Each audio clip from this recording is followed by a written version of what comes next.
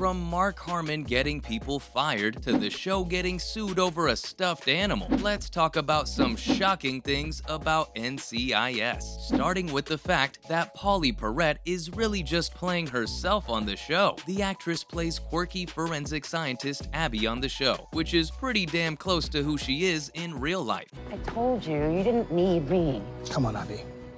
Everybody needs you. Well, I mean, she's not a working scientist, but she came pretty close to being one. For her undergrad degree, she studied criminal science, which meant that she really knew what she was doing on the set. Perrette even moved to New York to get her master's in the same field, but ended up becoming an actress instead. She got interested in acting after she overheard a girl say that she made $3 grand from shooting a commercial. Fun fact, did you know that she is a natural blonde? She dyed her hair black for the show, and it sort of became a signature look for her. I just want to make sure that I choose the person who really deserves a fantastic night. She quit the show the following year, in 2015, after a severe allergic reaction to the dye. But that was not the reason she quit. It was Mark Harmon. The two had a falling out, and Perrette eventually left the show. Remember how Harmon's character wasn't really there for the final goodbye? While Perrette left on her own terms, there was one big Hollywood celeb who was straight up rejected for the show, Jennifer Aniston, who almost got a role on the show. It seems that the Friends actress really wanted to be on the series. This is when NCIS was still in pre-production, and Aniston was still shooting the iconic sitcom Friends. She would have taken on the role of Agent Kate Todd, but the schedules just didn't work out. The NCIS team would have had to delay production for a year if they wanted her on the show. They just were not willing. Actually, it would have been interesting to see her make the switch from Rachel to Kate, but it's a role that possibly would have worked, because no matter what other role she's played, she will always be Rachel from Friends. NCIS takes its characters pretty seriously. In fact, the show's creator was actually a real-life Marine. Donald P. Bellisario, the show's creator, actually drew inspiration from his own life experiences. In a New York Times profile, Bellisario said that he served in the Marine Corps from 1955 through 1959, and he eventually rose to the rank of sergeant. While he wasn't exactly in the NCIS, which stands for Naval Criminal Investigative Service, he did have that kind of military experience. This obviously fed into his TV career, where most of the shows that he produced followed the same theme. But perhaps his hard-working ways led to him eventually leaving the show. Rumor has it that he was driving everyone too hard on the set. Mark Harmon got him fired from the show, so Harmon and the producer Donald P. Bellisario didn't exactly see eye to eye. They apparently had a pretty rocky relationship and would argue a lot on set. It got so bad that Harmon basically said to the network, "Look, either he goes or I go." And since Harmon was the star of the show and kinda held everything together, it wasn't a hard choice. So they kicked Bellisario to the curb and brought in some new showrunners, George Schenk and Frank Cardea. But let's face it, Harmon was still in charge of the show. Also, it seems to be a bit of a pattern for Harmon, who didn't have a great relationship with Perrette either, and she ended up leaving the show too. I actually think it's kinda wild that the man who created the show's universe got fired from it, but rumor has it that Bellisario had the crew working 16 hours a day, and Harmon just wouldn't have it anymore. Things just weren't working out for him. He was pretty ticked off when CBS released the spin-off show NCIS Los Angeles. Apparently, they didn't even give him a chance to be involved in the new show. His lawyer even said that CBS totally didn't offer Don the chance to write or produce NCIS LA, which was totally his baby in the first place. And that's not the only thing the network got sued for. CBS got sued because of Bert, the farting hippo. Okay, you know that stuffed hippo that Abby has on the show? The one that farts and is just generally hilarious. Yeah, everyone loves that thing. Apparently, people try to steal it from the set all the time, so they have to lock it up at night. CBS even tried to sell their own version of it, but they got sued by a company called Folk Manus for copying their design. The hippo actually first showed up back in 2002, before NCIS even started, but it got way more famous when it started farting on the show.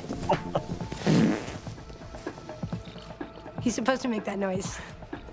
You have a stuffed animal that farts? CBS tried to make some extra cash off of it, but they ended up getting called out for doing it without permission. Speaking of trying to make extra cash, did you know the show wasn't even shot in DC? Yup, NCIS is set in Washington, DC, and there are a bunch of references to the city in the show. But get this, they don't even film the show in DC. Nope, they actually film it all the way across the country in California, near Los Angeles. Every once in a while, they'll go out to DC to film some outdoor shots, but most of the time they just film on this one street corner in Santa Clarita, California. The buildings there are like a mini NCIS headquarters with a bunch of different sets inside. Oh, and you know it's actually a spin-off, right? NCIS is so popular that it has two spin-offs: Los Angeles, New Orleans, Hawaii, and Sydney. But the show itself is also a spin-off of another CBS show. Remember JAG? It's also a Navy drama with a legal theme. They tested out the idea for NCIS with a 2-episode backdoor pilot, and it worked. The show was originally called NCIS, Naval Criminal Investigative Service. Then it was reduced to Navy NCIS, which makes no sense if you think about it. Thankfully, they settled on just a simple NCIS. Belisario wasn't always convinced that Harmon was the right choice for the lead character, but the show's universe kept expanding with all those spin-offs. There was one spin-off that didn't make it though. NCIS Red was the one. It was supposed to be about two agents who traveled across the country solving crimes, and it was meant to branch out from one of the spin-offs, NCIS Los Angeles, which would make it a 4th-generation spin-off. Complicated. In March 2013, the show's main characters made their debut via a 2-part episode called Red, which took place within NCIS Los Angeles Season 4. But 2 months later, it was reported that the planned procedural drama had been axed before its official run had even begun. CBS president Nina Tassler also said that sometimes they work and sometimes they don't. Protecting the franchise was really important. I wonder if Harmon himself had something to do with the decision, because he does seem to be deciding a lot of things in the NCIS universe. Harmon was also one of the highest paid TV actors when he was on the show. Being the lead actor on one of the most popular TV shows around, Harmon rakes in a whole lot of dough for his work on the hit series. In fact, back in 2018, it was reported that he was one of the highest paid actors on TV, making a jaw-dropping $19 million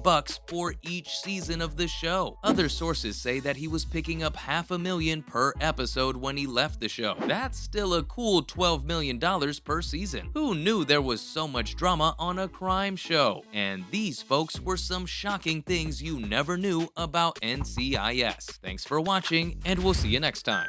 I'm thinking I don't have another boat left to build. Well, then we'll find you another hobby. I'm not looking for a hobby.